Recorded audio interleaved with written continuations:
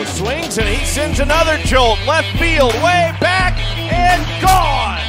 5 straight games for Joey Votto.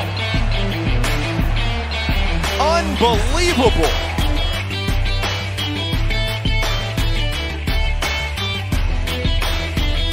Votto whacks it. Right center field, well hit and deep and gone. Joey Votto's done it again.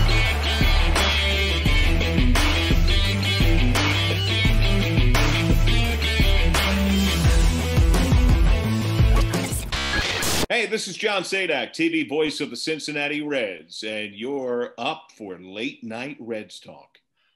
What is up, everybody? It is Wednesday night, 9 minutes until Thursday.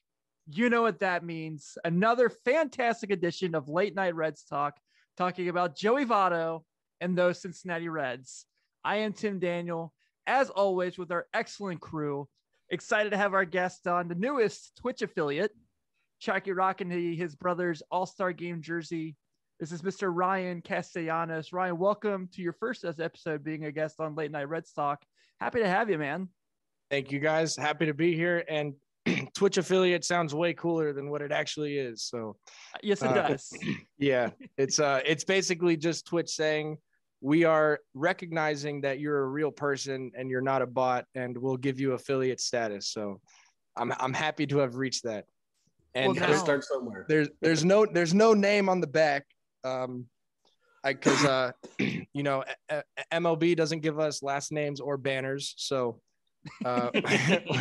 we're just working with what we got here, I guess. Just lucky to be there, huh? Yeah. But we got this on right here, so repping it. I have to say, it looks way better like on somebody than it did in the photos. Like, I'm pro in the All-Star Game, wear your team's jersey, but I do like how it looks when you see people actually wearing it. But God, they like the promo images that came out. I was like, I'm out. I mean, there's like, I'm out. I'm actually not the biggest fan of them. I like the jerseys that open. I'm not a huge fan of these.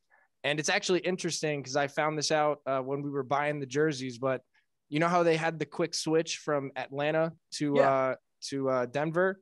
So they had all their marketing stuff already set for Atlanta. So this right here, this like blue design that you see right here is actually the Georgia State flower. And and they just sent it out to Denver because everything was already set up there. So just you could imagine how like crazy that was to try to switch everything real quick last minute. So yeah, well, that's why the Hank Aaron thing wasn't just because of the passing, but it was because the game was supposed to be in Atlanta, wasn't it? Why everyone wore 44 at All-Star Workout Day? Probably, but I think they probably would have done something like that regardless of that, just because of who Hank Aaron was. And I'm sure, everybody was very proud to be wearing 44 for that game. So they probably would have done it either way. But yeah, it is strange how, it kind of just switched over and then they just kind of kept everything the way it was. Yeah, it was definitely wild. So for those of you who are just checking this out and don't follow Ryan on Twitter, he is, an elite Reds Twitter follow right now. Whether he's joking with Cardinals and Cub fans or he's running his Twitch stream on a nightly basis during the games. Ryan's pretty involved. He's done a lot of Reds podcasts now. I saw that you were on Part of the Punctuation recently talking about you were coming up on your first Skyline Chili experience. Yeah. But Carlos here just loves Skyline. Like, he can't get enough of it. So I tried it twice, guys. I tried it twice. So you can't get enough of it. You've only tried it twice. No, he's being sarcastic. I don't like it. Oh, well, tell me about it. Why not? You give me a reason. It's just because he's evil. I was expecting chili, and it's not chili. It's a topping. It's like, just like, I don't know, just a wet topping. I hope the Reds win the wild card. It's way better. It's way better on the hot dog than it is on spaghetti for some weird reason. So say you're not a real Reds fan without saying you're not a real Reds fan, man. Boom. Hey, the local beer's good. Oh yeah, I've heard a little bit about that. So, oh yeah. So there's obviously a lot we would kind of want to just like shoot the shit and talk about with you, obviously. And I think one of the things that's really been pretty cool about your family in Cincinnati is seeing your nephew Liam get a lot of recognition for the shirt that Nick wore at the All-Star game was really cool. But where did his Blink-182 fandom come from? Because, you know, younger kids, that's pretty cool to know. Like, I've seen Blink in concert my share of times, but I'm 32. So when younger kids are like singing Blink-182 songs, that's pretty exciting for me. I'm going to be dead honest with you. I don't know. I don't even know the lyrics of the song that he's that he was singing. The only Blink-182 song I know is the In Too Deep. And that's because it was the song from the Cheaper by the Dozen movie. So I really don't know. I think that might have been like a Winker thing, but I was able to catch them singing it again in the bus on the way back from the Home Run Derby. And Kevin Gossman got in on it too. So I got to see him do it, but I don't know the lyrics and I don't know where it came from. I don't think Nick listens to that either. So that might have just been a Winker thing that kind of Liam caught up with, or I don't know the backstory, but I have seen the videos and it's awesome. I mean, Liam's giving his dad a run for money for Castellanos of the year. I mean, he's having a pretty good run so far. There's no competition. If anything, me and Nick compete for whatever's left of second place. Liam is the top spot guaranteed because he is a philanthropist, an artist, and an entrepreneur, and donates to charity. And he hasn't even turned 8 yet. That was the coolest part, that he got to pick his own charity. That's awesome. Yeah. They gave him a list. I think it was about 10. And he was going through the charities. They kind of explained to him what each of them did. And he picked the Dragonfly charity, which I believe does pediatric brain cancer. And I don't think it's called Dragonfly Charity. I think it's called Dragonfly Foundation. I just want to make sure I get it right. But I think he ended up picking that name because it has dragon in it. And Nick and Liam are in the midst of watching Dragon Ball Z. So I think that might have been a reason why he picked it. I figured it was either that or Game of Thrones. It's normally the dragon part. I don't think he's old enough to watch Game of Thrones. Probably not. I've never seen Game of Thrones. Me you guys. neither. Me neither. I need to get on it. Yeah. I tried like 2 episodes. I shouldn't say I've never watched it. Then I tried like the first season because my girlfriend at the time was really into it. And I was like, sorry, I can't get into it. That's like up my alley, but yeah, couldn't do it. Really? Because it's up my alley too. And I haven't gotten into it because I don't want to create like a 3-month black hole in my life where I do nothing. That happened to me with Breaking Bad. It was bad. Because Breaking Bad is 7 seasons long, and I could not go to class in college for like 3 weeks. Sorry, Mom, if you're watching. I did my homework. Okay, I did my homework. We know they just put the teaser out that Dexter's coming back, and that was like my alley. I was into that for a pretty bad while too. So that's after those last 2 seasons, they definitely need to do a lot of remakes for that. So I'm excited for that as well. So yeah, man, like you've obviously gotten pretty big at interacting with Reds fans on social media. You shouted us out for the John Sadak episode, so we definitely appreciate that. How are you liking, this fan base so far, especially compared to when your brothers with the Cubs, with the Tigers? I love it, man. It really has been a breath of fresh air because I had posted something about it on Twitter.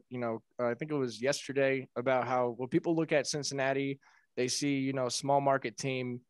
From the outside looking in, it's easy to say like, who really cares about the Reds? They're not, they're not one of the big market teams. They don't have all like the pull that all the other teams do. But if you really come and immerse yourselves here, you really learn that not only is it one of the richest, cities in terms of history of baseball, but these fans, they know so much about it. They care so much about it. And it's just one of those cities that they do have a very vocal, interactive fan base, but there's also this dormant feeling of the city where it'll just explode if the team gets to the playoffs, makes some noise, and I can feel it bubbling and I want it to come into fruition. So I would want nothing more than for this team to get a good run, make the playoffs, and have some success in the playoffs and really feel the full buzz of what Cincinnati baseball fans have to offer. Because you get a little bit of taste of it right now, or at least I have. And it's kind of intoxicating because being a Dolphins fan, I can kind of relate to having a city with such a rich history for a sports team, but having that been feeling like it had to have been subdued due to, maybe past struggles or different decisions, in seasons of late. But I really just appreciate the fans, the passion that they show, obviously the support that they showed for me, Nick, and my family. And comparing it to the Cubs fan base, I mean, I was completely blown away by not only the sheer numbers of the Cubs fan base, but also their passion as well. And I was honestly expecting to have a drop off coming to Cincinnati. And if anything, it increased because the fans here are so passionate. And I think the difference between here and Chicago is they are so hungry. They are so hungry to win, and that's all they care about. And when you have players like Nick and like Winker and Votto, especially recently, not just his numbers, but I'm talking about showing passion on the field and just really, showing to the fans that all they care about is winning and putting on a good show for the city and putting it out on the field. That is what it's all about. And that is really what brings the joy of what I have for baseball out. And I express it to everybody, through Twitter, through my streams, anytime I meet them, because I love fostering that energy and that love for the game into fun and into, passion. And Cincinnati offers that 100% tenfold. And I shine light on it because I want people to see that from the outside. I feel like unless you're here and immersed in it, it's easy to overlook Cincinnati as a baseball town, which I think it is. I mean, you guys could probably tell me that it's a football town, but I think it's a baseball town. It's definitely a baseball town. Yeah. Baseball town. Baseball town. Get outta Okay. here. I don't know if you've heard about the Okay. NFL team in Cincinnati. It's brutal. I know about the Bungles. Yeah, it's not fun. It's not fun at all. But yeah, I appreciate that you say that because it's kind of the thing where like I feel like with Cubs fans, it's like, well, Bill Murray's at every game, CM Punk's really popular. It's like, yeah, but we got Charlie Sheen for the Reds, so we got that going for us. Yeah. On the field, though, obviously picking up some big wins here. I know Nick's been out for a little while, but what have you what's kind of jumped out to you from the performance? Especially, I mean, I know Votto's the big one this week alone. 5 of 10 at the plate this week with 5 homers is pretty awesome. But, seeing this team kind of keep afloat, obviously making some moves finally, get some more arms in the bullpen. What's kind of jumped out to you as far as what the Reds ball club has been able to do throughout the season? Well, I've talked about the rookies a lot. India's been so impressive. I'll talk about him first before I go to the other rookies. I know that Jeff over at the Pardon the Punctuation podcast kept explaining to me how the leadoff hitter for years here has been basically by committee, and the leadoff hitter has been something that's been elusive to this front office. And to be able to fill that role with not only a good player, but a rookie at that, and to have him, put up the numbers and compete the way that he has, that's got to be such a breath of fresh air for, this front office and the fan base. And what he's doing as a rookie is really, really, really impressive. That's not normal for what rookies to do, to be putting up 400 on base percentage, to be able to have the bat control that he does, to be able to take the tough pitches that he does, and just to be able to know what his role is. He's not going up there trying to hit the crap out of the ball. He's going up there to try to find a way to get on base. And I feel like sometimes in today's game, that's lost in a lot of players. And Stevenson, I mean, he's the way that he covers the plate, the way that he is calm in the toughest moments. I mean, Nick's talked about it in some of his interviews. Stevenson's demeanor is not like a rookie at all. His calmness, the presence that he has in those clutch situations, that was something that Nick said he had to learn, to develop over time. And it took him a couple seasons to be able to do it. So when you see Stevenson come and do it immediately and consistently give you that clutch at bat that usually is required of a veteran, that is also very impressive and not normal for a rookie to do.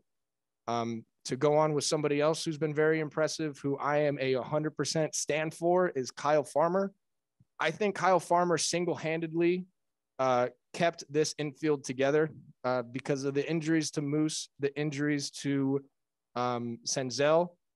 The fact that you can put him in at shortstop and you can get very good defense from him, it doesn't even matter what he does at the plate, because shortstop is a defensively premium position. And when you have a team like the Reds, who are amongst the top in the National League in a lot of offensive categories, and you can have a guy like Farmer who you can stick there every day and be dependent on to give you good defense, that is completely invaluable. And I would really wonder where we would be right now without Farmer at short, especially with the injuries that we've had. And obviously Gino being at short, that was kind of an experiment that we've kind of gotten away from. So really ask yourself, where would we be right now without Farmer? Nick, what is your Nick? I know you're very pro. He's done well as of late, but I don't think it's a top priority to go get a shortstop right now. I was looking at Trevor Story's numbers, especially like his splits. That's somebody who's being talked about a lot, and I don't know if that's worth it right now at this point. It's almost like a gamble, like maybe go fifth starter, another dominant reliever over that. I mean, like you said, I mean, usually it's catcher and shortstop where you can be okay. Just give me something defensively. Exactly. And their catchers are killing it offensively. So you can take that, the average hitter or slightly below average at shortstop from what he's been so far. But I mean, hopefully he keeps moving the way he is right now. Yeah, but remember the batting average in the league is low. So his average is up to 240 something right now. Yeah. And today's 244 was 5 years ago 285. So he's already creeping up there in terms of average. But once again, that's not the value that he's bringing to this team. So anything that he does offensively, I think is just icing on the cake. And remember, he's doing this all while injured, because his dream was to be a shortstop in major leagues, and the Dodgers weren't having any of that. They wanted him to be a catcher. So he tooled his body to be a catcher. And then now that he's sniffing the opportunity to be a shortstop, he's completely taken that and run with it. I read reports about how he lost all this weight. He became, in the best shape of his life. And now he's taking his one opportunity that he has to be a starting shortstop for a team. And he is literally giving this team everything they could have hoped for. And I would say a little bit more. Yeah. I mean, I would say, Kyle Farmer is by far the best shortstop option right now for the Reds. He turned what was an absolute, Ryan, you said a very nice, it was a disaster with Suarez. It was an experiment. Suarez was like, we're talking, I think it was like minus 12 outs above average. And that was like in less than half the time that Farmer has played, and Farmer's +3 right now. Mm-hmm. He just completely turned what was an absolute disaster into at least I think he's been probably about a league average shortstop, but for a guy that's a catcher, that's incredibly impressive. I don't know, I would caution people not to think that what Kyle Farmer's done in July is going to continue. He's had a good season. He's got a 93 weighted runs created plus. That's 7% below league average for a shortstop. That's good. I don't know. He definitely could play every day against left-handed pitching. He has really good splits against left-handed pitching, but against right-handed pitching throughout his career, I don't know. The Reds need to improve. Remember, they're in a 7-game hole right now. So right. Where it really at this point is, where can you improve? And what are the options? I think Trevor Story is a massive upgrade. I don't really care what his numbers say this year. Well, you can't just use Kyle Farmer's numbers against him and then not use Trevor Story's against him. I was using Kyle Farmer's career numbers against him, and he's never played every day. I mean, who would you bet? Who would you bet on? Who would you bet on to have better overall numbers from August 1st to the end of the year? That's how you have to view it. Don't gamble, Nick. I mean, but so, that's how you have to view it. So I would agree with you that I even though I'm sitting here saying that Kyle Farmer needs to be appreciated more, I'm not saying that Trevor Story wouldn't be an upgrade. I'm not saying Trey Turner wouldn't be an upgrade. Of course they would. But what I am saying is that if we're going to spend more resources to upgrade this team, I don't think that that's the spot that we need. Because if you think about it, we're having Senzel coming back. We're having Moustakas come back. We're probably already going to have to do a by committee rotation. I'm assuming we're going to leave Jonathan India playing every day. I'm assuming we're going to want Votto in there every day. So if Moustakas is playing every day, that means that Gino's on the bench or Farmer's on the bench. And if Farmer's not playing shortstop, who's going to play shortstop? And by adding another player, let's say Story or Trey Turner, yeah, that would give us a very good shortstop to play every day.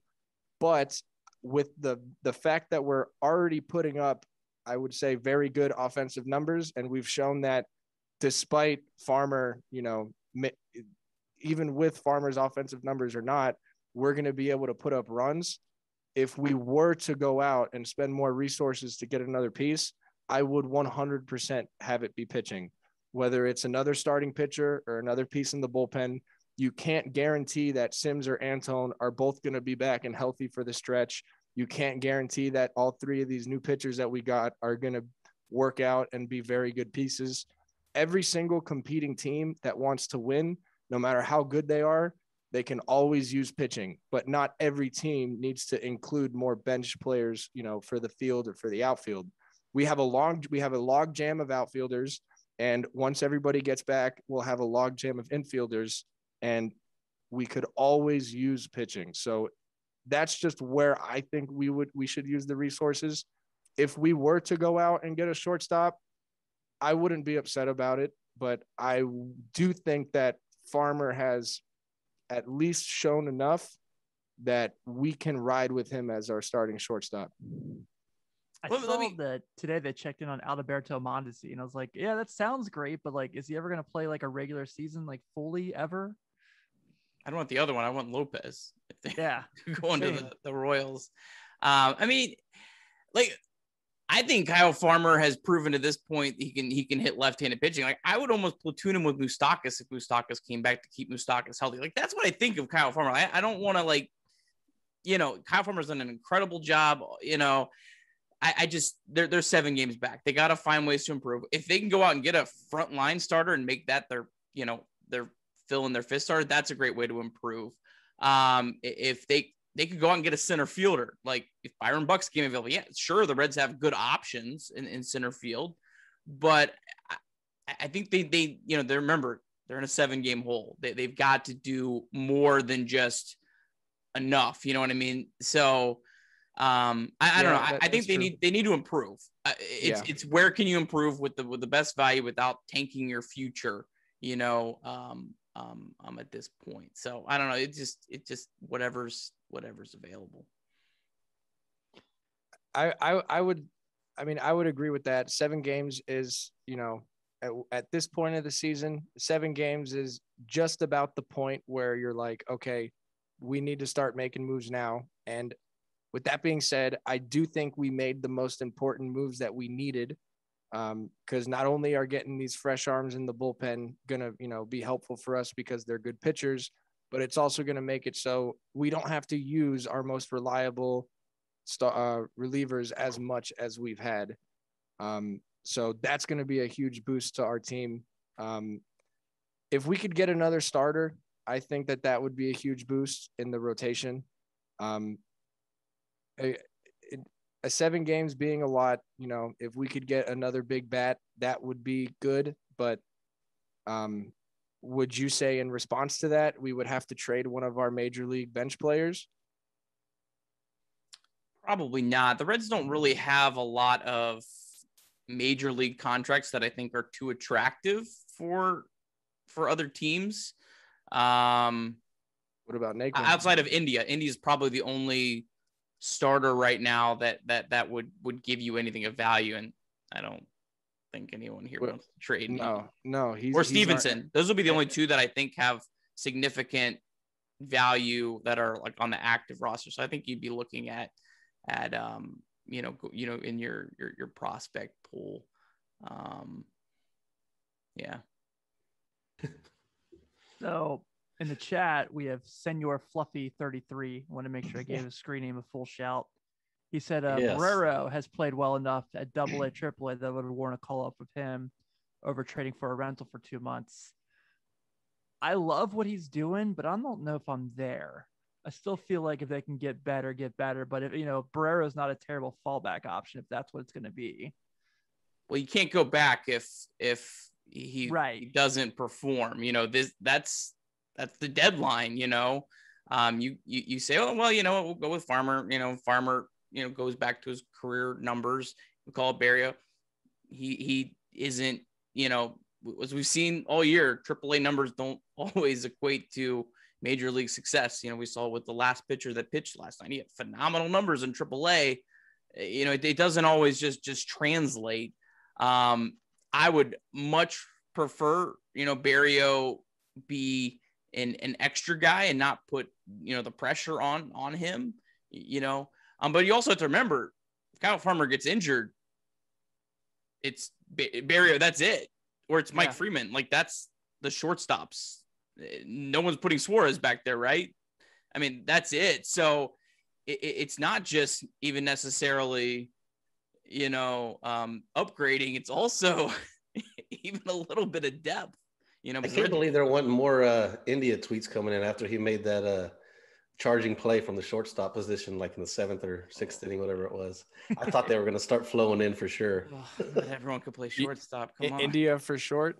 Yeah. He was the third baseman, right? Yeah. Earlier in the minors. Okay. Yeah. That's a tough transition. Usually you start at short and then you transfer to the other positions. Yeah. I don't really think you go from third to second and then go try out shortstop. Yeah, but what do I know? I'm a pitcher. I'm not even an athlete. So I wish we would have figured that out in March. Yeah. Well, apparently the Reds' whole organization at one time is former third baseman, Senzel, India, Castellanos. It's just kind of it's a trend I'm noticing. Moustakas glove over at third base. Was Moustakas really a shortstop at one point? No chance. No. Was he? Oh, I don't know. I thought someone said Moustakas. I was like, no, we were talking about third baseman. Third baseman. They had moved all around the place. How was Nick at third? Honestly, growing up, Nick was a shortstop, and he was always really good. He was always like amongst the best defenders on his team.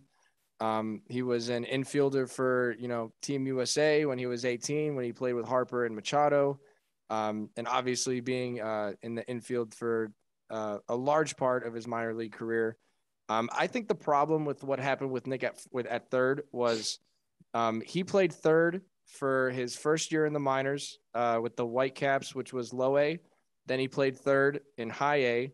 And then once they traded for fielder, Detroit, and then they put Cabrera at third, they basically put him to the outfield. So he started double A in right, which was his first time playing right for half a season. And then he started triple A the next year in left. So he played the full year in triple A at left. And then when he got called up as a September call-up in 2013, I believe, his first big league start was in left. And then after that season ended, they said they were going to put him at third. So he was starting at third base as a 22-year-old, where the last time he played third in any meaningful game was in high A. So the 3 years that he spent playing third, he told me, or he was saying how it was just he had never had time there to get comfortable because there was so many things he was trying to get acclimated to while playing on a team that had all these championship expectations, being in a locker room with so many established, veterans and all that, where he talked about playing, stressed and not comfortable, where at third base, being so close to the hitter, and if you're not loose and you're not comfortable, it's going to be a struggle to play. And I'm not talking about numbers or anything. I'm just talking about how he expressed how he felt. When he did move to the outfield, he said that it just kind of made him relax, just being able to calm down, collect his thoughts, and it really helped his hitting, flourish a little bit at that time. But I have seen Nick play very good third base. I've seen Nick make terrific plays at short. So I know that he has it in him to do that. But if you guys are asking, do I think he can go do that right now? I have no idea. I haven't seen Nick take a ground ball in years. So, but we do have another backup shortstop, Kirby. Well, I mean, if it means anything, he is the person usually that they bring in for the fifth infielder. So I used to when Nick's for last 3 years with the Tigers, I used to always draft him in fantasy baseball because Yahoo gave him like just about every position eligibility. It would be like outfield, third base, second base. I was like, this is perfect. I can play him in the lineup every day in a different spot. Like, always made sure I took him in the middle rounds. And then he obviously blows up and he gets to be like one of the best hitters in baseball. And now I'm like reaching to get him. So yeah. And I guess his I'm not a big like card collector or anything, but Ed from Pardon the Punctuation was talking about it, that he's been like swarming to get Nick's cards now because I guess the prices are shooting up. I just got a top series 2 from this year that he had autoed. I don't know anything about the cards or the brands or the series or anything like that. He told me that one had just sold on eBay for like $100 or something, and my response was, "Is that expensive? Is that a lot for a card? I don't know." It's a weird market, man. I kind of got into it like during the pandemic, like everyone did, I feel like. And then I kind of like started sticking with it now. My wife wants to kill me because our side room in our basement is just all cards laying everywhere. But yeah, it's so weird. I was trying to get my 4-year-old son into it. I thought it'd be kind of cool. Like, hey, let's go, Saturday mornings, let's go to Target or whatever and go get a pack and open it up and go through that excitement that I went through. And I see there's like signs saying, baseball cards will no longer be sold just because people go crazy for them. It's wild. People are legitimately having fist fights in Target parking lots to stand in line to buy baseball cards. Like,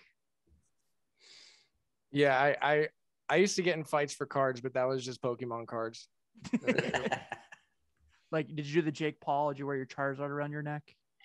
I actually saw that, and I loved that so much because those cards are so expensive. Yes, they are. Like ridiculously expensive. And I don't think I had any of those, but back in like the early 2000s, maybe even late 90s, I had an entire binder. Each of us, me, my sister, and my brother, we had an entire binder where there was probably like 45, 50, 60 cards, but we would only keep the shiny ones, or they call them the holographics, the rarer ones. And I have no idea how much that binder would have been worth, because all those cards are from like the early 2000s, late 1900s. So when we had figured out that all these cards were selling for so much, my mom had went through all of our basement storage and attic storage and everything, and we couldn't find any of them because we thought that we were sitting on a gold mine, but I guess we'll never know. Senor Fluffy said he bought Nick's first rookie card autograph for $300. Oh my goodness. For cardboard, man. It's pretty wild. Hey, Senior Fluffy, man, you're the real MVP. We appreciate that. Yeah, that's I got lucky pulled that one I got out of a pack. That doesn't happen often. So okay. Yeah, it's few and far between. So I kind of want to ask this. I don't know if you know. So I'm a big shoe guy, as you can see behind me. And I noticed with like, because baseball athletes, you don't hear a lot about why they pick the brands and who they wear and whatnot. What was it about is Nick signed with Adidas, and what was it about Adidas necessarily where he's wearing their stuff mostly of anyone? So he did have he was signed with Adidas. I don't know if he's still signed with Adidas. So I don't want to say that he is now or not, but for the last 3 or 4 years, I believe, he was an Adidas athlete. So he would have, his merchandise sent to him, and he would have kind of like an amount that he would get per year. And obviously he wouldn't use all of that. So every Christmas we would get like Adidas gift cards where he said, use them by January 1st or it's gone.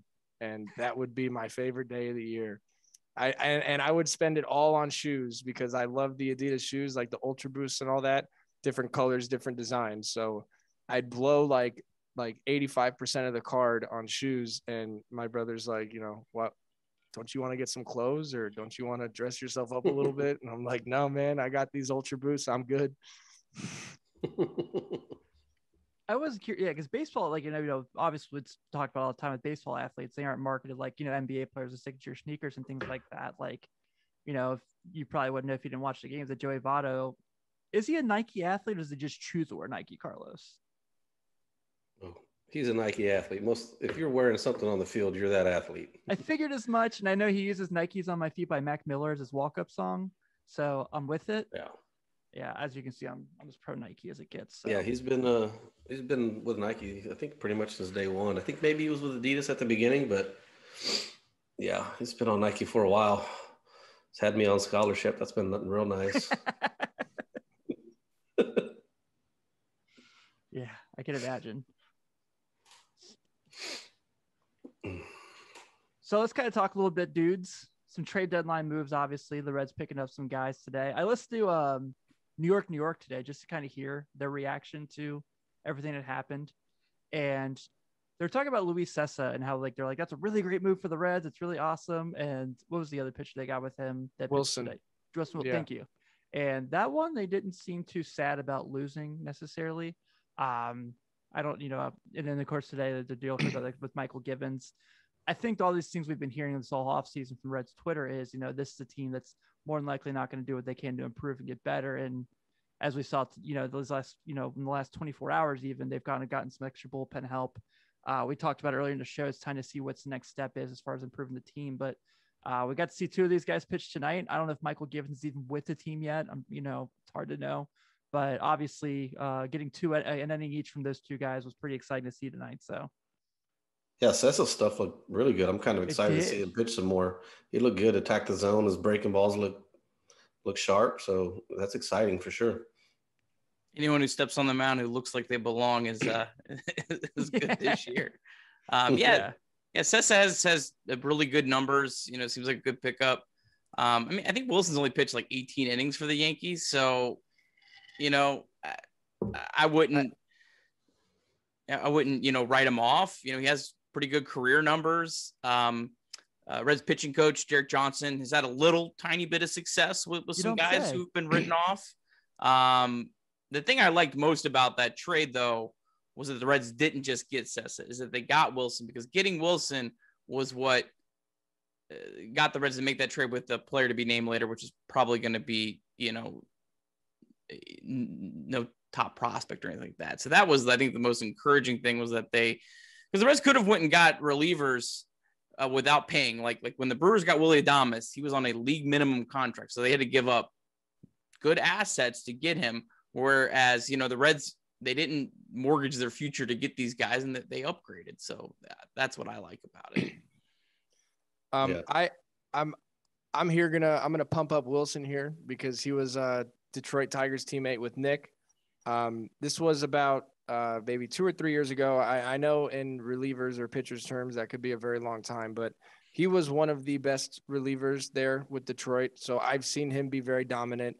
I've seen him have electric stuff. I know he doesn't have, good numbers here. I didn't know that he had only pitched 18 innings. So that's even more of a reason to be, excited to have him. I think that having Wilson is a win-win because A, he's a lefty, so it's good to have another lefty in the bullpen. And B, if he, can pitch anywhere close to what I've seen him pitch in Detroit, that's going to be a huge key for the bullpen. So when I had saw that we got Wilson, I was very excited without even knowing his numbers, just knowing him and having met him and knowing, how he is in the clubhouse. I don't know if you guys saw in the game feed, but as soon as Wilson was done, he came back into the dugout, was there chatting with Nick. Super good, locker room guy. He's been there, done that, and pitched in a bunch of different roles. He's closed before. He's been late inning guy before. He's been a setup guy before. So I think he's going to be a very good addition to the bullpen. Sessa, watching him today, this is my first time ever watching him. I don't really know much about him, but his numbers are great. His stuff looked good. And like you were saying, he looked very confident. So I'm very happy about that. And Givens, I think Trent from The Athletic, I think he had tweeted today that he would be joining the team today, but would not be active today. So I think he's probably just getting in today, and I think he's probably going to be ready to go tomorrow. But I really don't know much about Givens either, so I will let you guys know once I see him pitch. Sessa got a shout out from Ocho Cinco tonight. Yeah? We're in the 85. Oh, Sessa? Yeah. That was fun. I saw that too. Yeah, Chad Johnson sent us in a tweet saying, nicely done. Yeah, I mean, Wilson from 2012 to 2020, every single year, there's not one bad year on here. Mm-hmm. I'm not just talking ERA. I'm talking the FIP, the XFIP, the xERA that started in 2015. I mean, every year is a above average pitcher. His expected ERA this year is 4.72. So that 7.5 is very much, that's 18 innings on the dot. So why does he only have 18 innings? I mean, probably because it wasn't super effective. Yankees weren't winning a lot of games this year. I don't know if he was like hurt or I don't know. Just wondering, and I want to see those. I'm going to look those numbers up too to see, I mean, one of them having was a 70 or 18 innings is you have two. Yeah, because they said outings. in the that's what they said. Sadak said in the broadcast tonight. So the Yankees played against the Mets in July. Wow. And he had an outing where he had no outs recorded and gave up 5 earned runs. So well, there you go. Right. That's why we don't just focus on ERA for 18 inning relievers. It's pretty silly. But yeah. I think he's certainly better than what the Reds had pitching the last inning last night. So, you start there and you see what you got. Givens is has a really, really sparkling ERA. Some of the other stats kind of say he's probably more of a league average pitcher, but if that's all he is, sign me up. Right. Like we'll take all the league average pitchers in the bullpen we can. I mean, all jokes aside, I mean, if you're having Sims and Antone and Lorenzen back and Sessa pitches like you want, when you start filling in your 5th, 6th, 7th Santion. Yeah. When you start filling, those are fine to have league average pitchers there. And I think Brad Brock is a fine pitcher. He just isn't your 8th inning guy. But I fully believe in Heath Hembree. I will say it here. I will say it now. You don't accidentally strike out 14 and a half batters per 9 innings. He's legit. So I'm all in on Hembree. I mean, I think the Reds could turn around and have a nice bullpen.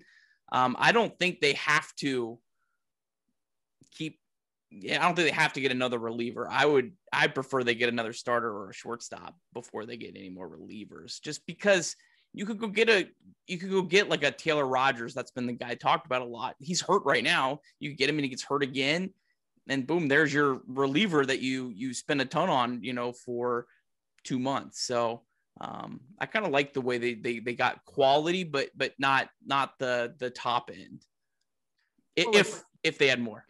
Like you and I were talking about before we came on air too, the beauty about Sessa is you have him for a couple of years. Yeah.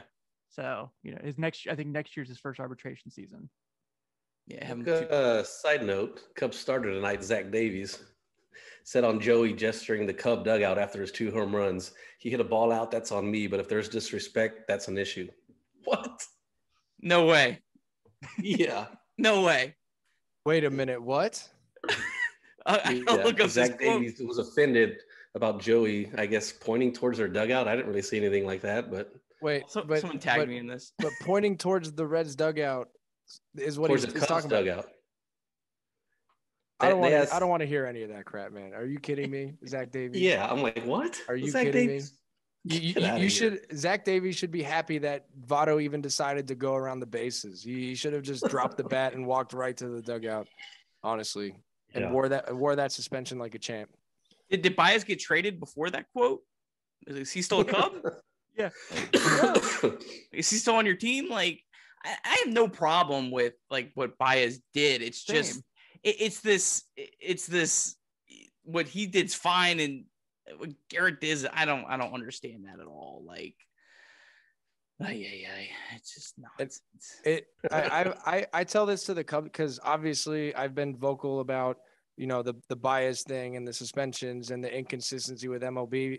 And of course, Cubs fans are going to be coming at me because I have a lot of them following me, and a lot of them aren't happy with my take, but I'm trying to explain to them that it doesn't even really have anything to do with Baez. It doesn't have anything to do with the Cubs. They're basically just a Trojan horse for our anger with the MLB and their lack of and their inconsistency and their inability to lay out a framework that shows the teams around the league what's okay to do, what's not okay to do. And I'm sorry, I know I've said this multiple times, but in a world where Javi Baez can hop over the railing where he's not even involved in the play and charge over at Amir and literally tell him to fight, and that isn't a suspendable offense, but Nick sliding into home plate or Amir getting extra and celebrating a strikeout on the mound, I just don't understand how that makes sense. And when you hear players talk about emotion nowadays, because back then there wasn't a whole lot of emotion showed out on the field like this, but you hear players saying emotion is good, everything is good, but just make sure you're directing it at your dugout, at your team. It's a celebratory thing with your team. And Baez didn't even look at his team at all. He didn't even look at first base. He was just staring right at Amir the entire time and was making it personal. And I'm not even saying that you should suspend him for it. I'm okay with it just being a fine. But what I'm not okay with is the fact that the Reds players do that, and even to a lesser degree, and they continuously get suspended for it. So the anger is that the MLB they either are purposefully doing this, or they're just so bad at trying to create a framework that's consistent that people in Cincinnati, they really have no other thing to think other than, I feel like MLB just really doesn't like us and they're out to get us and they don't really care about us and they don't treat us like these other markets or other teams that get this treatment, like the Cubs or the Padres with their stuff and the Dodgers. It's a little frustrating kind of looking at it from that perspective. And maybe, I'm just biased and because I'm a Reds fan, but I don't think so. I think we have enough of an argument to say that this is a little bit ridiculous with kind of how MLB has decided to handle this with their suspensions. Yeah, I mean, the one thing about that bias thing alone is he threw the bat and it went towards him. I know it didn't like hit his feet or anything, but it was pretty close. Like, you can't do that shit. Like, you get suspended for that. You can't walk like that and yell and then throw a bat and then everything's cool. Like, how did the Cubs get a pass? It's unreal. So do you think that if Amir decided not to, have restraint, and if Amir decided to go right at Baez, do you think Baez would have been suspended? Absolutely. Yeah. I mean, Amir got suspended more, I'm sure, somehow. Yeah. Like, he probably would have been suspended the rest of the year.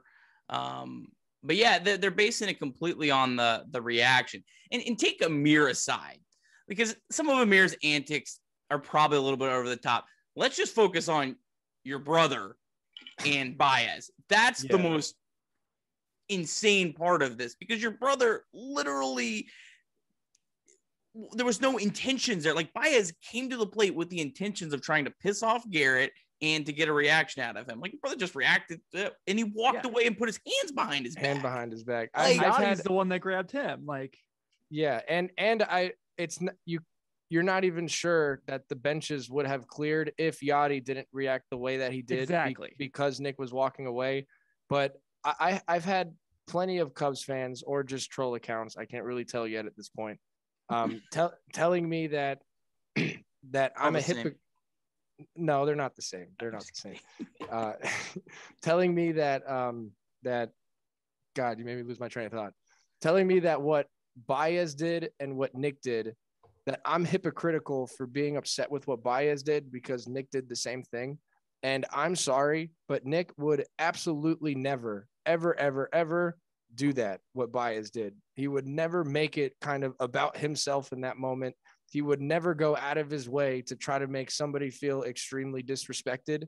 And to be honest, I was even a little shocked at kind of how Nick did the sliding at home plate. Not that it was bad, but that kind of like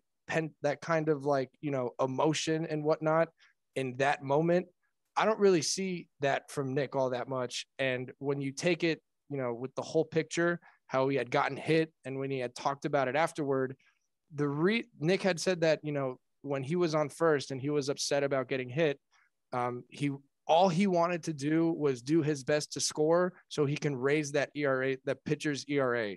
So when he was upset with the pitcher, instead of being mad at the pitcher and charging the mound, he played the game as hard as he could to try to get back at them within the game. And isn't that kind of the way you want it? Isn't that how you want players to go about it? You could be upset with kind of his flex over Woodford, but I would also say that those are the kinds of like raw in the moment, very brief emotions that the sport could use. And you also need to look at what Nick did afterward. Like Nick Kirby was saying, how he walked off. He was calm. He spoke. Yachty had just grabbed his neck and he was talking to him man to man. He wasn't trying to fight anybody. And for MLB to then go ahead and suspend him for that, when you can see that the intent of what Baez did was just so different. I don't want to say that MLB is doing it on purpose because I don't think they are, but somebody needs to go to their office and say, what are you guys trying to do? Because whatever you're trying to do is not working. It's not. Not to mention that they like put it in a promo. Yeah. How awesome would it be if there was somebody to answer questions about it? Yeah. Great. Yeah. I mean, they should have to explain themselves. I feel like Joe Torre, when he was responsible for that, even though I didn't agree with everything he did, I feel like he would at least do an interview and like explain some of the stuff. I think that's a great point. One thing real quick, those two games that Nick was suspended mattered. The Reds lost 5-4 and then they lost a 10-inning game, those two games. So like that could cost the Reds their season, like it's not some joke. It's not some like, oh, he got suspended 2 games, whatever. I mean, that mattered. And when that happened, because when Nick had gotten suspended, I had went on an entire rant about how ridiculous it was. Like, think of the precedent you're setting, which is what I was upset about, because now we're getting into this point where obviously that precedent's not going to be set, but it's also frustrating because not only did they suspend Nick, but they also suspend Amir, and then they refuse to suspend other players who do similar things. And a 162 game season is a lot of games, but every single game matters. And I had said when Nick had got suspended that I'm upset because this isn't a joke. Every single game matters. Every single game is important. And if you want to try to be where you want to be at the end of the year, you need to have all of your guys available whenever you can, playing at all times. Yeah, I'm with it. So, Ryan, I got to ask, because obviously with your brother being who he is, there's a lot of different things that pop up. So what are you asked about more? I'm curious. Is it the deep fly ball to left field, or is it the flip phone? I hear about both of them a lot. I would say the deep fly to left is something that I get in passing a lot. No matter where I go in baseball Twitter, there's always somebody saying something somewhere about Nick and his deep fly ball to left home run. And it can literally be anything. Like somebody's talking about, somebody had, a tough death in the family. Oh, well, Nick's up to bat. He's about to hit a home run. Or if Nick was playing baseball in September in 2011, he would have had 35 home runs. Or it's just those things, that reach of where that can go is unlimited. So I get that all the time. As far as the flip phone, yeah, I mean, it is kind of funny that he has a flip phone all while being kind of like the face of like baseball meme Twitter, and he doesn't even have a Twitter. I think that in and of itself is its own meme. But people do ask me about it. People have even said that Nick has inspired them to kind of think about making that own change in their own lives. So, yeah, I mean, it's just funny, all the different things, especially with Liam in his shirt, all the different things that Nick had done that wasn't even intentional, that ended up being these phenomenon, whether it's a meme or the shirt or, you know, the phone with the trend and all that. It's just a cool ride, and it's funny.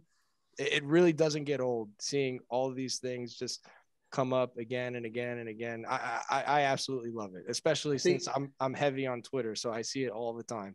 I think the actual, like, you know, the whole Woodford slide, and, you know, that kind of like brought the baseball world together to be like Castellanos fans.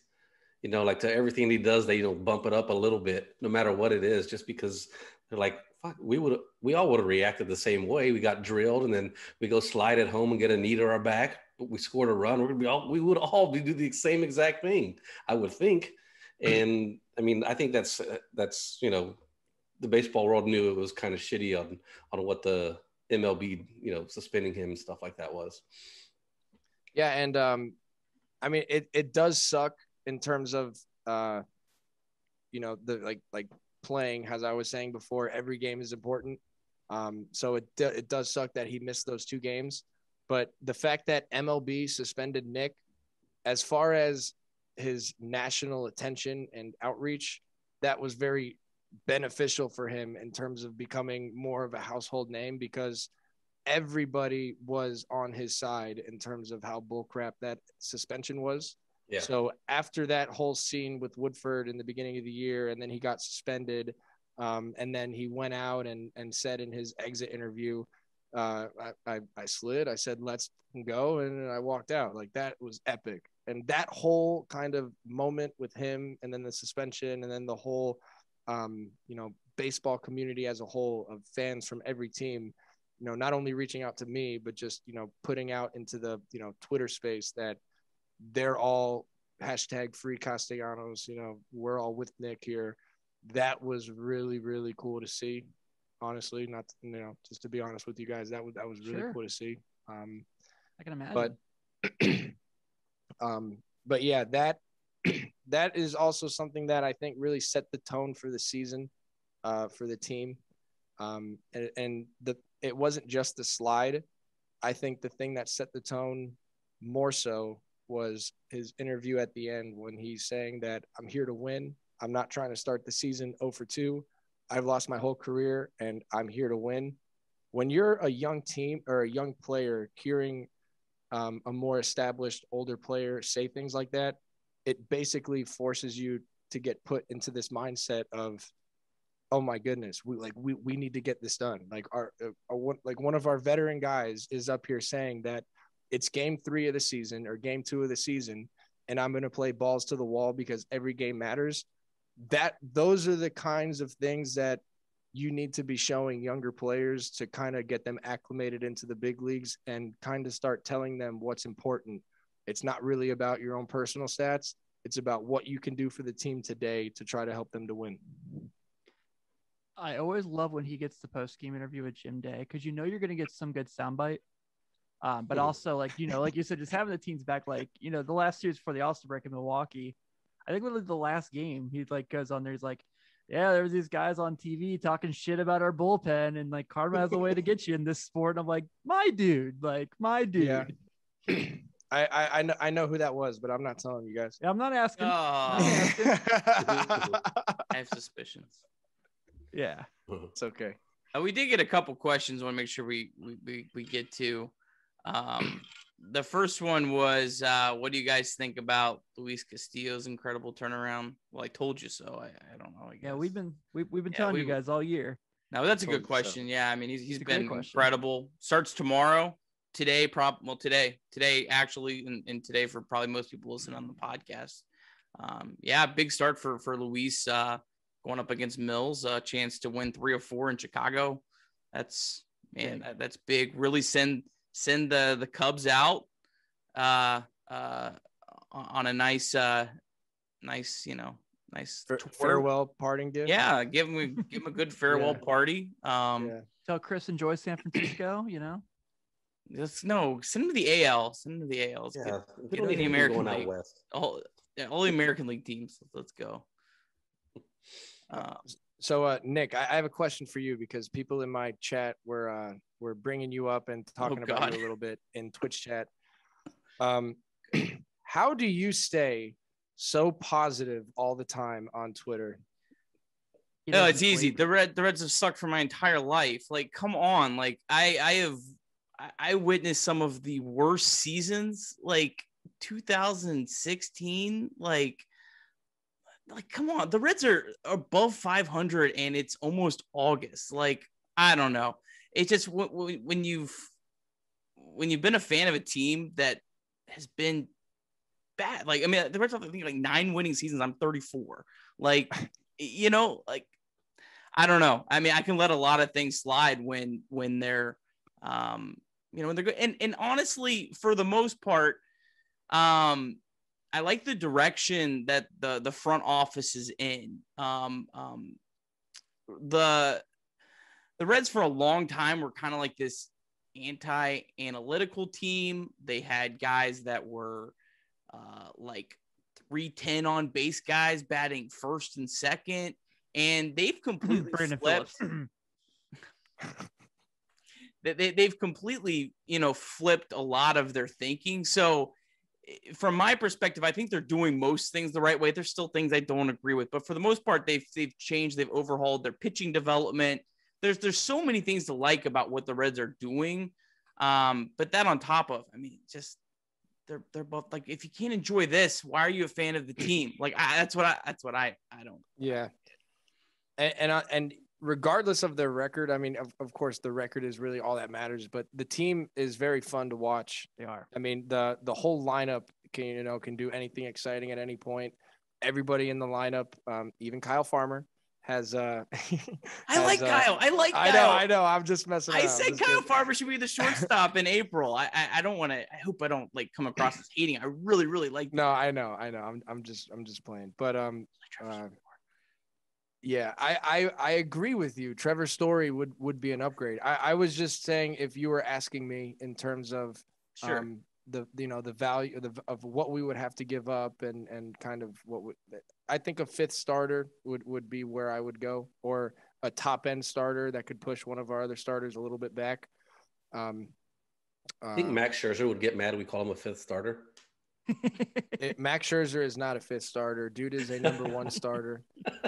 That guy's intensity is insane. Oh, crazy! I love Wade Miley, though. I mean, Wade Miley would tell you that Max Scherzer is above him. Okay, that guy is. I've been around him a little bit when Nick was with him in Detroit. That guy's competitiveness is so off the charts that he basically wills himself. Obviously, his stuff is great, but those videos of the manager coming out to take him out, which has happened multiple times, and him just pacing around the mound, like storming around the field like a starving dog salivating at the mouth, and then just looking the manager like in the eye, like telling him like, this is mine. I want this. This is mine. Like, that kind of stuff fires me up, and it makes me love him so much. So if we got Scherzer, I don't even care about his numbers right now. I don't even know what his numbers are right now. I don't know what his velo is. I don't know about his health. I just know that I want that guy on my team. So if that's somebody we can get, I am all for it, even if we have to sit Kyle Farmer because of it. Let's go ahead. The Reds aren't getting Max Scherzer. I don't want anyone to get their hopes up. It's not happening. Hey, you're supposed to be the positive guy, Nick. I'm not that positive. Crushing our dreams. Well, I think everything I read was he wants to go West Coast. Like, they were like, he doesn't even want to play for the Yankees. Like, I heard Dodgers and Padres maybe. I can see that. Carlos played for the Padres, so if you see his face get excited, that's. Did Gallo get traded to the Yankees? He did. Yeah. Yeah. You guys excited to see a beardless Gallo? It's gonna be Oh, weird. I didn't even think of that. Yeah. You remember Smoothnet Odor? Yeah. He looks so strange with no beard. I thought Garrett Cole looked pretty weird. Yeah. Without the beard. I don't know. The first time he did like a press conference, I was like, whoa, like the weirdest will forever always be Johnny Damon going from his like full hair. Oh, in Boston. yeah. That was that's just a like good call. Yeah, that'd be like Charlie Blackmon having to get rid of his. We did get one other question. Actually, we might have some more popping in, so we'll try to get to him here. And I know it's well past Tim's bedtime. I'm hanging. I have my 10 p.m. coffee. You're a trooper, Tim. You're a trooper. I know. The question was, we credit Johnson for getting the best out of the pitchers. Is the hitting coach accountable for the lack of progress regression for Eugenio's? Absolutely 100,000% not. Yeah. No. Yeah. That's a silly question. Not a silly question, but like. Thanks for watching. No, not a silly question. That's the wrong thing to say, but yeah, no, that's. Yeah. I don't think, you can. I don't think there's anyone to blame for it. It's just it's one of these things. You know the guy's trying. He puts in the work. He cares. Yeah. It sucks. It just sucks. I hope he turns it around. But it just sucks. I don't. And look at the Reds' overall offensive production. You have to like Castellanos, he took a big leap from last year to this year. Jonathan India looks pretty good. Tyler Stevenson looks pretty good. The Reds have had a lot of guys that have taken leaps. So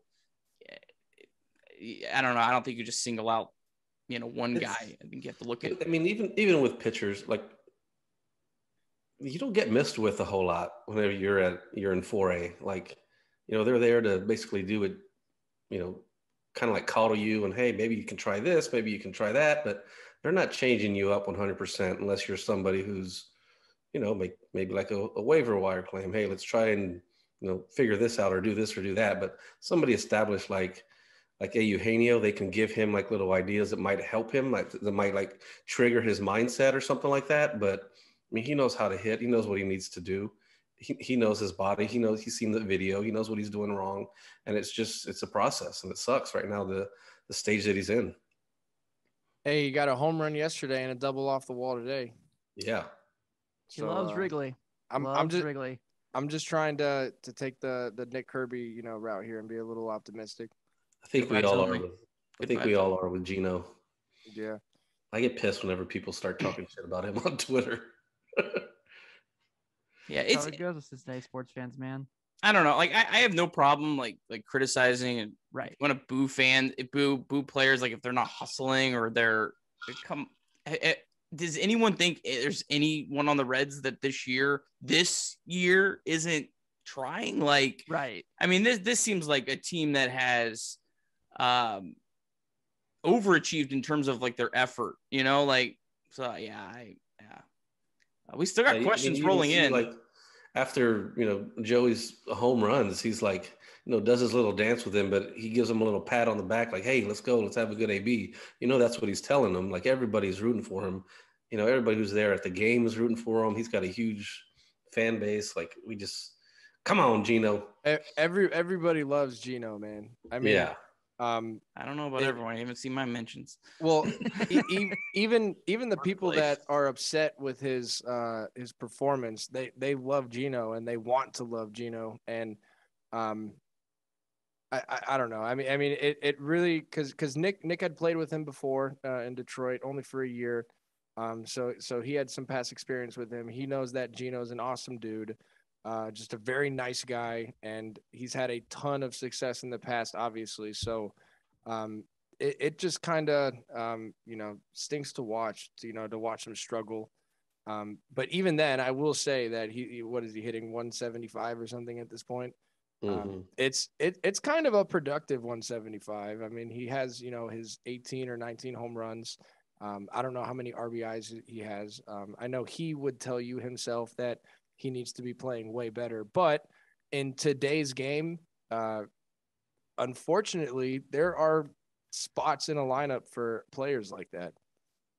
Yeah, I was going to reiterate your point earlier. 175 this year, and 2014 is like 223, like kind of that range. So, yeah, I mean, it's not good. And his defense hasn't Right. been good either. So, but I don't know. I mean, some of the StatCast numbers say he's not like a giant leap away. He's just more of a big step, Yeah. You guys want to get a couple more questions Sure. here? They're 1:01 a.m. and they're flying in. Love you guys. That's awesome. Kind of an interesting question. I don't know if you guys will have any input on this, but a question that may not relate directly to the Reds, but does the Nationals COVID outbreak complicate things in terms of making a trade? well, can Trey Turner travel to meet us in New York? I think if the Reds were interested in Trey Turner, I don't think it's going to have any effect on a trade. Yeah, I think the Reds would wait 10 or 15 days for Trey Turner if they were going to pull the trigger on that. So, yeah, I don't know. Maybe if the Reds were interested in a relief pitcher from the Nationals, then maybe it could change, things up. The Reds obviously, they used the two relievers they got at midnight last night, whatever days. Yeah. I saw that Sessa in his presser said that Roldy was going to get him in touch with some people to kind of get him situated here in Cincy. That's cool. I like it. Thoughts on where Matt McClain and Jose Barrio play in the infield in a few years? I mean, I think Barrio would be the shortstop, and I think Matt McClain's like a shortstop that would be better at another position from what my untrained, minor league scout has read. Yeah, that's a Doug Gray question. I got to ask Doug that one. I try to stay out of that. And then kind of lastly, and we'll let Tim, if you want to, whatever else, we'll call it here, guys, on the questions. I already know your opinion on it. How does everyone else feel about Jose Barrio coming up this year as a possibility for the Reds if they don't obtain a shortstop? I mean, I think it would be a good move. It's going to give more depth. I mean, depth isn't a bad thing. I mean, Kyle Farmer's still balling like he is. It's Kyle Farmer's job, and we got somebody on the bench. But if he starts struggling, then there's Barrio, and he's sitting well. Hopefully he can keep going. But I mean, options. It's something you've always preached, Nick. You can't have too many good hitters, too many good position players. You can't have too many good pitchers. So bring him up, baby. Yeah, he's major league ready defensively at least. So, anything he gives you on the bat is a plus.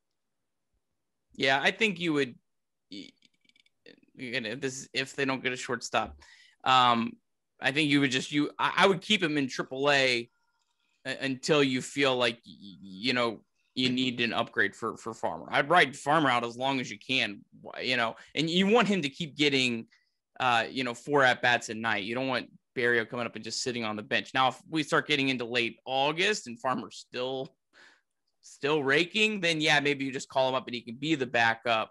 But I think right now at this time, you'd want him to keep getting the at bats. Is there any reason like service time why they wouldn't? Like, is there anything that's going to benefit? I don't know.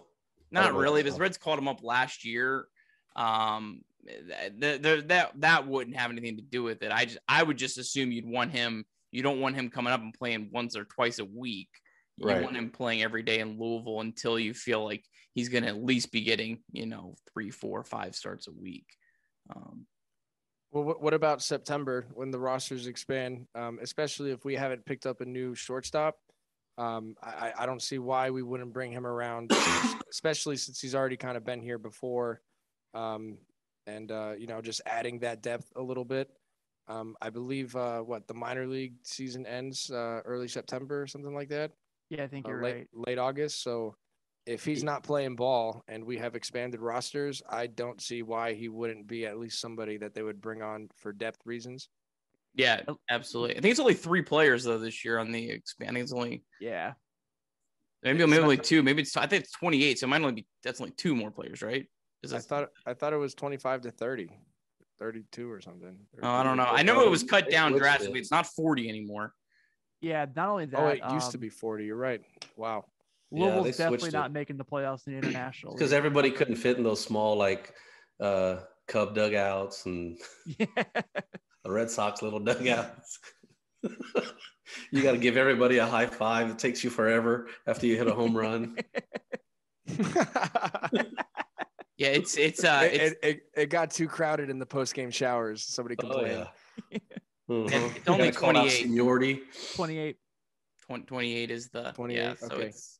I mean, but yeah, I mean, you would want him. I would say if you get into like maybe even like the third week of August, and Farmer's still just right, they probably call him up there. You're close enough to the end of the season. You've got him enough at bats. I just don't think I would call him up, tomorrow, because he's not going to play enough. I don't think to justify it. And I know people are going to say play Kyle Farmer at third base. It's Mike Moustakas or Nick Senzel's the only person I'm taking Suarez out of the lineup for. That's my opinion. I know people, might feel different. I don't know. I feel like that's kind of a easier pill to swallow for Suarez if he's getting replaced for, someone like that. Yeah. I agree. What else you got? That I all don't the know. questions we got? I think that was it. We got Reds have a thin bench, so who would make the most sense to add? So it would make the most sense to add a bat in September. I don't know if the Reds have a thin bench. They just have a weird bench. Like they have like a lot of the same pieces. Oh yeah, I mean, like Alex Blandino just started his rehab assignment. So how does he factor in Senzel? We talked about TJ Friedel a little bit last week. I don't think he's on the 40-man where he can be called up, but I'm sure it's a name people are monitoring. Yeah, I don't. Well, they better get him up to AAA. Is he at AAA? He's at AAA now. I thought he was he has 2 home runs. Yeah, he's not like spectacular, but like he had like a stretch where he had like a couple nice hits, and people were like, "What about TJ Friedel?" Yeah, you got to have elite on base percentage. If you don't have power, it doesn't work. I'm sorry. I hate to be. Who's pitching tomorrow for the Cubs? Alec Mills. Ooh, a right-hander. Yeah. Oh. Yeah. Joey hits and a day game. Ball flies over there. Oh. That's definitely a guy that Joey could get one. Yeah. Well, yeah. I hadn't seen any reports on Nick Ryan. How's he feeling? Like morale? I don't need like a update when he's coming back, but like, how's he feeling? Is he feeling okay morale wise and stuff like that? He's as far as morale and how he's doing, like in his head, he's anxious, man. He doesn't like sitting. He doesn't like not playing. He doesn't like watching. I feel like that's kind of why he's kind of been would preferably not be a DH, because he doesn't like sitting in the dugout just kind of watching. He likes being out and involved at all times. So that part is the toughest part of not playing. As far as how he's feeling physically, he told me that he is feeling a lot better since he got to Chicago. He's been doing, it was hurting when he would sprint, because obviously with the microfracture here, just the act of moving your arm up and down to run, he couldn't do that for a little bit. Now he said it's starting to loosen up a little bit where he can do that with almost no pain. But he still is having some, tenderness after the fact, after doing like his little workouts or whatever. He is still working out. I think he's doing very, very limited upper body stuff. I know there was the video of him out there shagging fly balls in Chicago, which is good. So I think it's close. It's not anything that we know for sure just yet. But it's definitely improving. But the thing about that is that it's because it's a microfracture, and because it is actual, like some bone damage. There's only so fast that those things can kind of, get covered and healed up a little bit. Yeah. And So when we had initially thought that it was just like a, like a bone bruise and a pain tolerance thing, that's when you saw him trying to push it and try to, get through it. So just to reiterate, you guys, Nick hit a ball to the warning track with a fractured wrist, which is absolutely insane. I wonder how that felt. He told me it felt terrible. And even like whenever you barrel it up or hit on the barrel, it takes away the sting of the ball. Like, could you imagine if he would have got sawed off or something? Holy it's crazy too, because he said he barreled it up really good. So could you guys imagine if he had hit a home run there and then there was a report the next day that he had a fractured wrist? So like he cut. Add to the legend. Yeah, dude, that would have been insane. Yeah. But it's his right wrist, right? Yeah, his right wrist. Yeah. So we might start getting like a little parrot home run trot, like in front of the field. Edwin. It's like the Punisher, but just a little different. Just running like this around the bases. Is he Coco Beware? But we're hoping it can be soon, man, because he really wants to play. But I hope it's sooner than later too, so he doesn't have to do like a rehab stint. That would suck. I don't think he will. I mean, because he's been with the team the entire time. It's not like he's been not traveling and not doing stuff with the team. So yeah. Yeah. I mean, it's one of those things where he wants to come back, but you also don't want to be back if you're feeling like you have to change how you swing, or if you feel like you can't, do this a certain way, and then you got to start changing certain things, because that's when you could start, because Nick's on such a good run right now. He's been so consistent with this swing all year. In seasons past, I see him always tweaking his swing and tweaking his stance, and doing one thing for a couple months, doing something else for a couple months. This year, he's been the same hitter the entire year, and he's really found that consistency in his stride. So I wouldn't want him to go out and play when he feels like he can't be himself. But also, I understand the urgency of the limited games left. So it's just trying to get his wrist as close to what feels like a usable, like 100%, and then he'll be good to go. Yeah. When is the actual 10-day up? I think it's coming up soon. I think it's the end of this week, but I'm not 100% sure, because they retroactively placed him. It wasn't even on the day that he got his hit that he got the at bat. I think they actually put it in for like a day or two after that. It had to have been after his last AB. I'm not sure the day that they put it. Yeah. If it was the 10-day DL and that was last week on Monday, it should be coming up by the end of this week. Yeah. But I'm also not sure about when he's going. I don't think that he's going to be available tomorrow or the day after. But I do think that it's going to be soon, hopefully. Yeah.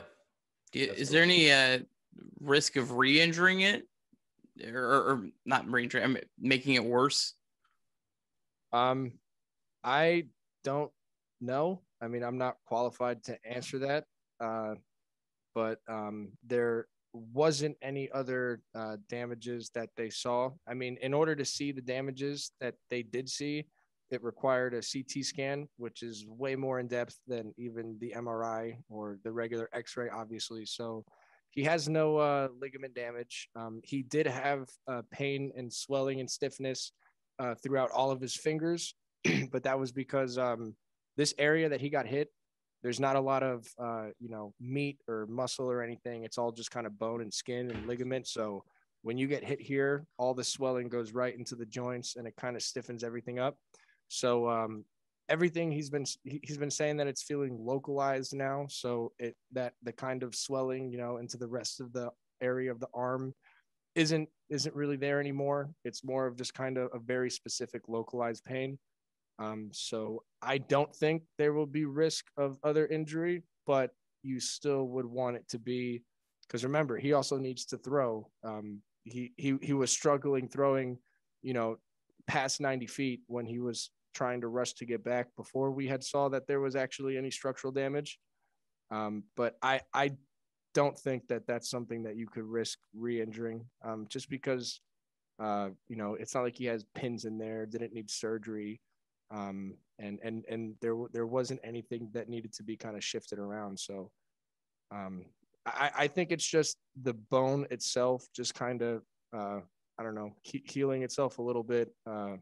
I don't know. What do bones do? They put like a callus in there and then kind of like get over it. You guys ever break a bone? They kind of like the bone gets covered or something. Yeah.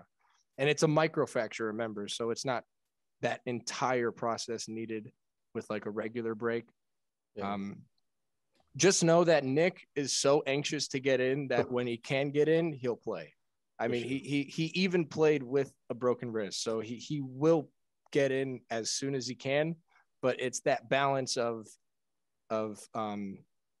being in and feeling like you're healthy enough to be able to provide for the team, the way that that you can.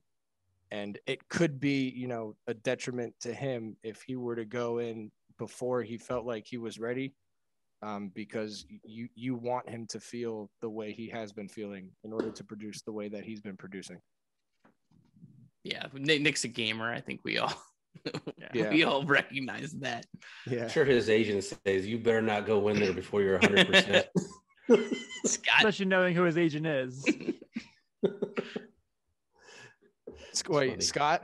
Yeah. So I missed the first question. I'm sorry. What about? No, Scott? I said Scott's probably telling Nick, don't you dare go in there before you're 100%. I really don't know what Scott and Nick talk about, so I'm not. I'm not in that room. I have no idea. Yeah. But I mean, I don't. I mean, I just want him to feel like he can go up there and hit. I mean, I don't want him to be up there hitting if he feel like he has to swing with one hand. He's been saying he's been feeling better, so I'm sure that it's close. I mean, the injured list stint is about to be up. The amount of days that he got put on, the 10 days, is about to be up. So I'm sure we'll be getting at least an official announcement or evaluation soon, either from Bell or somebody else. And yeah, I'm really hoping, I mean, if he's not ready to go by August 12th, when they come here for the Braves series, I'm going to be very upset because I'll be there. And if he's not playing, I'm going to be very pissed. But just throw the jersey on and jog out to right field. Nobody will know. Yeah, I'm my Twitch streamers would like this, but I'm the wish.com Castellanos when it comes to playing right field and hitting. So if you guys wanted me to pitch, I could do that. But I don't know about fielding. Hitting might work, but fielding would be atrocious. Yeah, I went to go to my old college here in town, and batting practice. I went up there. I was like, "Oh, let me grab a glove. Let me go shag a couple." First fly ball that was hit to me, I missed by like 10 feet. I was like, "Oh shit!" You were a pitcher, right? Yeah. Okay. Do you remember the good old days of the BP shagging? That's when I would get all my running in, because we would play 500 with all the other teammates. Oh yeah.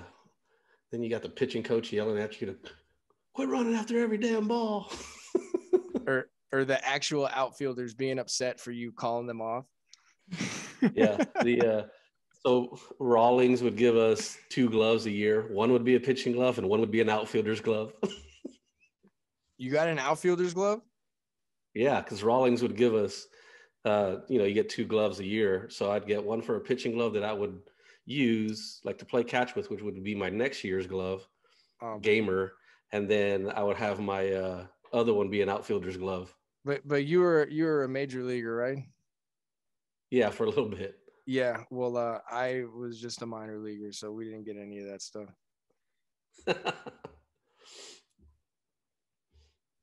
I didn't get anything. So. Me neither. I'll send you a glove, Nick. Oh.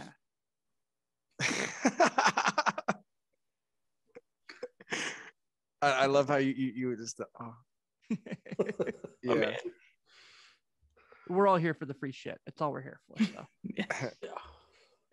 Well, Ryan, man, this was awesome to have you on. Really enjoyed getting a chance to kind of talk some baseball with you and shoot the shit. So before we get out of here, obviously we'll give you the floor to shout out your Twitch stream, your social medias, anything where people can interact with you. By all means, man, take a moment. All right. Well, I'm sure you guys have seen me on Twitter. My name's Ryan_cast_ on Twitter. But more importantly, in my Twitter bio will be my Twitch link. That's twitch.tv/parkballers with a Z. That name came out because of my momentary dyslexia, and nobody wanted to correct me on the name. So it became Park Ballers. I had to come up with a name that fit the acronym. And in my stream, we watched I don't have any of the, the audio or the video from the game for copyright reasons, but everybody in there is watching the Reds game, and, we're all interacting with each other. And I've kind of built like my own little community there where as soon as I sign on, I have the same, so many people show up and how are you doing? How's everybody doing? And it's so positive in there, which is such, a difference than what you see on Twitter, where if we're winning, of course, everything is great and everybody's going good. Everybody's always making crazy predictions and we're calling them out and all that. And when we're losing, instead of being negative and all that stuff, we just start talking about anything, whether, whether it's Pokemon, which comes up a lot, certain video games, food, Skyline Chili, movies, just, it really is just kind of a cool way to, watch the game and kind of connect with the whole group of people through the Twitch community. So if you're interested in anything like that, you can come check out my stream. If you do follow me on Twitter, I usually post about a couple hours before I go live. That's not my job or anything right now. So I'm kind of, just whenever I do have the time available, I'll plan a stream and do it. I may be going live tomorrow if you guys wanted to do that, but I won't know for sure until I get home and see what time it is. So just stay tuned. And if you guys do come, I appreciate it. Absolutely. Well, we're going to wrap up this week's edition of Late Night Reds Talk Live. Like we are every Wednesday on the YouTubes. Nick, Carlos, myself, we like to come here and obviously talk.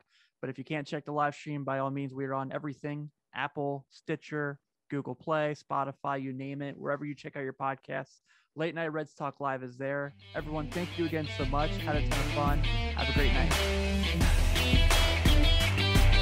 See you.